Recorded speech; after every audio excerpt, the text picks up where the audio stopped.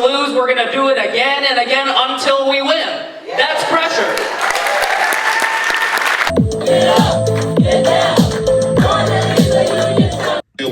To get folks out of jail because Scamazon has called the law on them. RDU1 cause, we are with you. The whole labor movement is with you. We've already won by proving that Amazon workers in North Carolina will not be ignored, will not be silenced, will not be afraid. And I promise you, every fight, every step forward brings us closer to the world that we're dreaming of. This future is ours to take. That's right. If we fight for it. And I know you will, because you already are. We're going to continue to fight because when we stand together, we win. I actually got injured working at Amazon on the pack line. Still to this day, I'm permanently damaged in my shoulder. All they want you to do is get on the line and push their numbers. All eyes are on Garner as the union vote approaches in the coming weeks.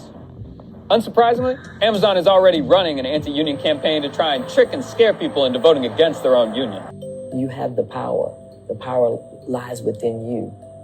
You know, we just have to activate it. Until the world wakes up and treat everybody right, we got to keep fighting. North Carolina is the state with the second lowest union density at just 2.7%, behind only South Carolina at 2.3%. I'm Juno Rondelli. I'm from Raleigh, North Carolina. And I'll tell you all one thing. What Amazon is trying to do is divide us. Amazon's trying to put the young against the old, the black against the white, the queer against the straight. Hell, they'll put you against each other if you have brown or blonde hair. They want to keep us divided on all these meaningless things.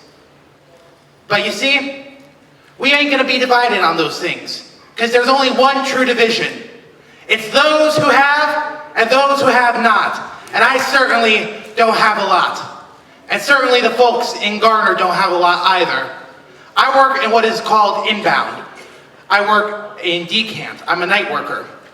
And let me tell you, I have seen and talked with people who have passed out on the floor because there is no heat protection in there. I have actually been hit over the head with a tote trying to clear a jam that they did not train you to clear. And that totes can have up to 50 pounds of items in them coming down a conveyor belt. I have seen people get their hands stuck in rolling conveyor belts and get jams and have to go to the hospital. I have talked with pregnant mothers, 7 to 8 months pregnant, who are denied their maternity leave and have to fight with HR as they're working on the floor without any disability. You see, sometimes the best organizer is your boss. Because they fuck around, and we're gonna find out soon enough. We, the workers of Garner and the workers of the world, we have this power. And we are going to unite, and ultimately, we're the workers. We're in the community. We're out on the shop floor. Who are these union busters out here? Get paid thousands to come down from Seattle, Ohio, Detroit. They don't know us, and they are us. So we're going to build back strong. We're going to come together. We're already here together as a family here today. And we're going to win this thing, because you know that's all we can do. Because an injury to one is an injury to all. That's right. Yeah.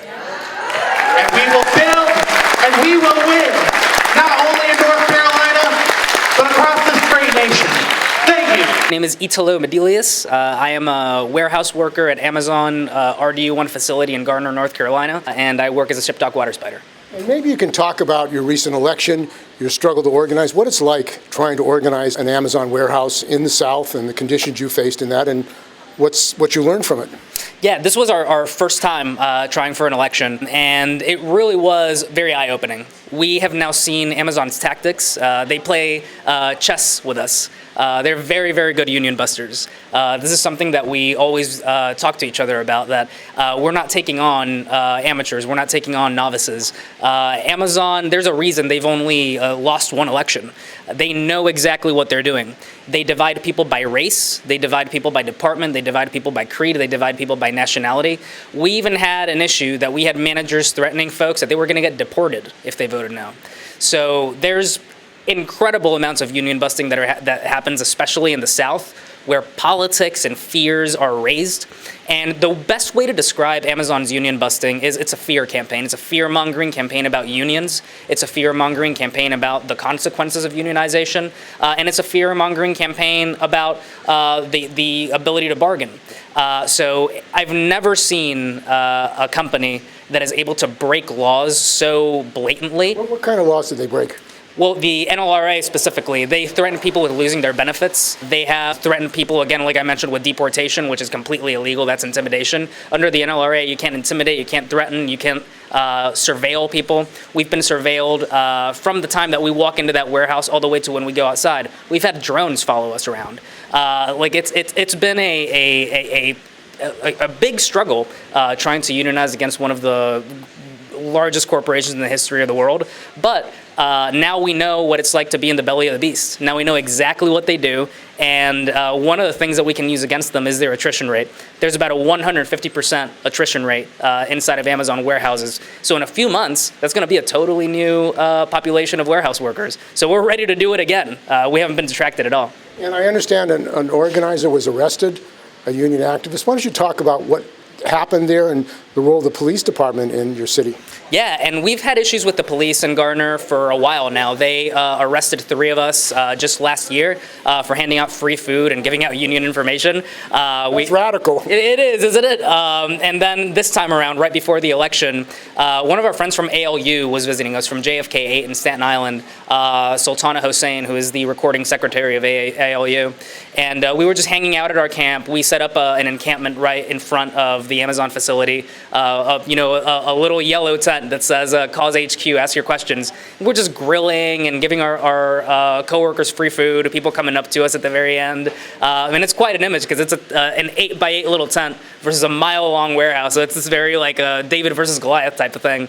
And all of a sudden, around 9 p.m. on, I believe it was on Saturday, it might have been the night right before, or on Sunday, or the night right before the election on February the 10th, the police rolled up to our camp as Sultana was getting into the car, and they just went in and snatched her out of the car and threw her in the police car. They didn't even explain what they were doing. We didn't know why she was being arrested and treated that way.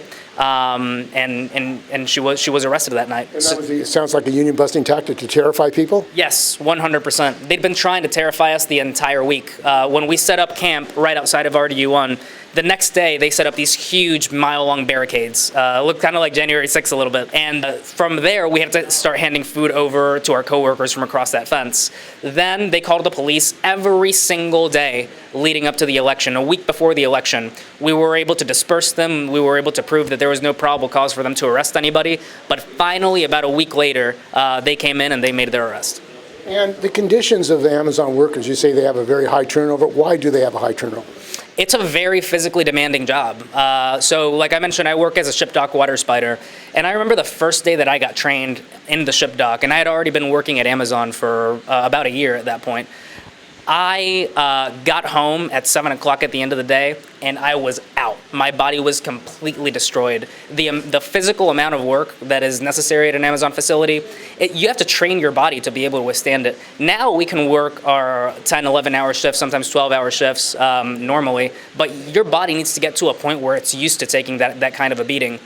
So it's a very, very, very tough job. I mean, you can see I have a couple scars right over here for when a box hit me. I got hit by a box, and I mean, it just opens up your face. A friend of mine dislocated his bicep, or something, he tore his bicep, had to go to the Amazon doctor where they said, oh, all you need is a massage. And then he ended up with his bicep on the other direction, so he needed to have surgery, and he was out for 6 months. Isn't that workers' comp fraud? I mean, they're trying to avoid showing the injuries because it would raise their insurance rates? Yes, that's right. And we've been taking them on legally in the courtroom and every chance that we get. Right now, we're filing a flurry of unfair labor practices at the very moment.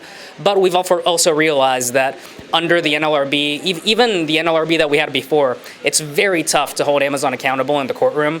So we have to take a courtroom strategy as well as an on-the-ground strategy, building strike power, as well as what we're doing with the NLRB. And this union you have, you said it's independent. What does that mean, and how does it organize here in your town and nationally and internationally? So yeah, we're an independent union cause, which means that we are not tied to any of the big unions. We're affiliated with any of the big unions. We work with everybody, though. Independence doesn't mean isolationist. We work with everybody that we can. We had Teamsters come down and help us out. We had ALU come down and help us out. We've been working with the Southern Workers Assembly. But an independent worker-led union means just what it sounds like, right? It's led by the workers. Labor, a union being led by the people that it's meant to represent. So everybody from our president to our newest organizer works inside of that warehouse. And we found that it's a very good way to organize. A lot of people ask us inside of that warehouse, why are you independent? And it's because we are you. We don't necessarily want a union that is not us from inside of that warehouse. You mean a bottom-up union? Yes, a bottom-up union. And it's tough to build. It's something that's pretty new, and that we're trying to, there have been iterations that happened in the 30s and the 40s and the 50s, but now we're trying it again, especially under this behemoth of Amazon, where we have places where about 5,000 people work. So it's like a little city inside of RDU1, and having an independent union is helpful just because we're just workers inside of that warehouse. And Jeff Bezos was joined with Elon Musk and all these billionaires with Trump. What did it feel like to have your head of your company or the owner of your company there with Musk and Trump? Well, I think for many of us, it's pretty normal. For the years that we've been working at Amazon, we've been living in this fiefdom, right? We've been living in this under the control of essentially what's a mini monarch, right? An oligarch. We know that Jeff Bezos doesn't care about the people on the ground. We know that Amazon doesn't care about the safety of the people of the ground. Right now, they're being sued in the federal government for hiding their injury numbers.